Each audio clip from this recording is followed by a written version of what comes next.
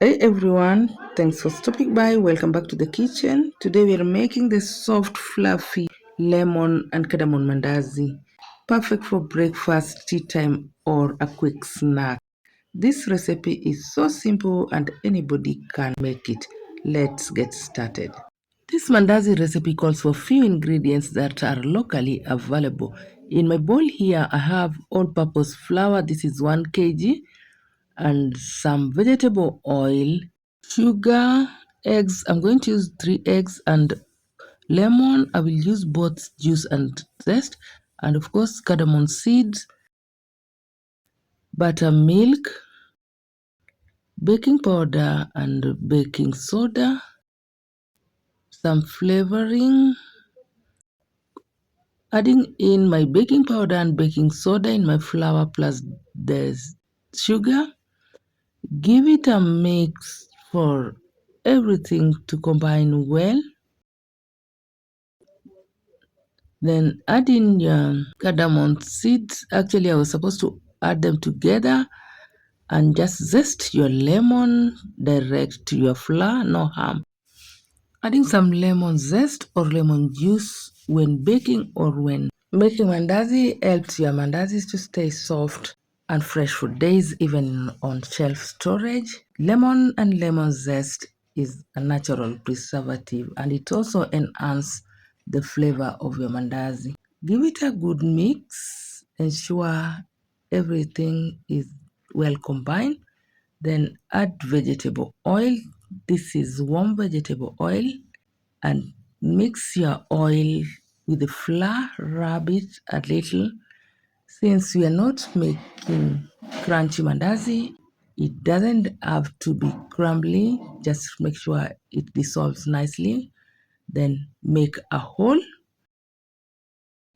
and to keep your mandazi soft, add some eggs. I'm going to use 3 eggs. You can as well use just 2 is enough, but I want to use 3.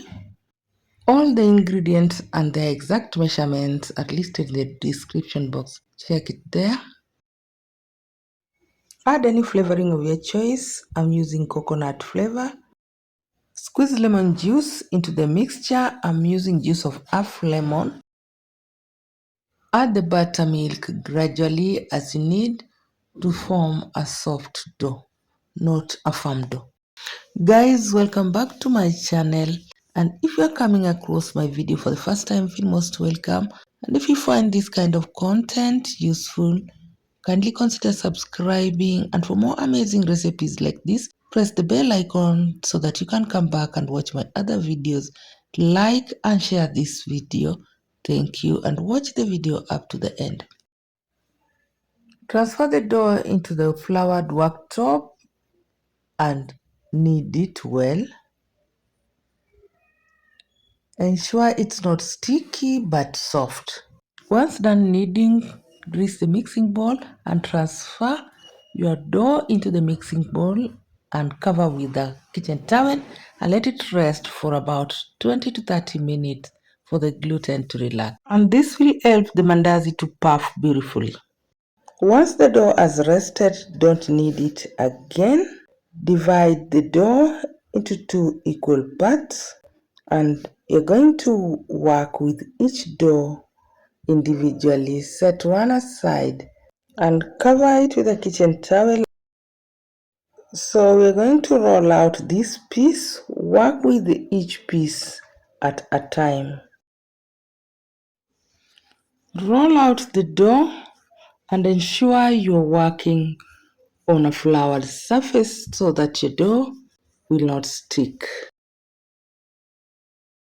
Roll it into a medium thickness, not too thin, then cut it into your desired shape and sizes. It's advisable to cut them on the same size so that they will cook at the same time.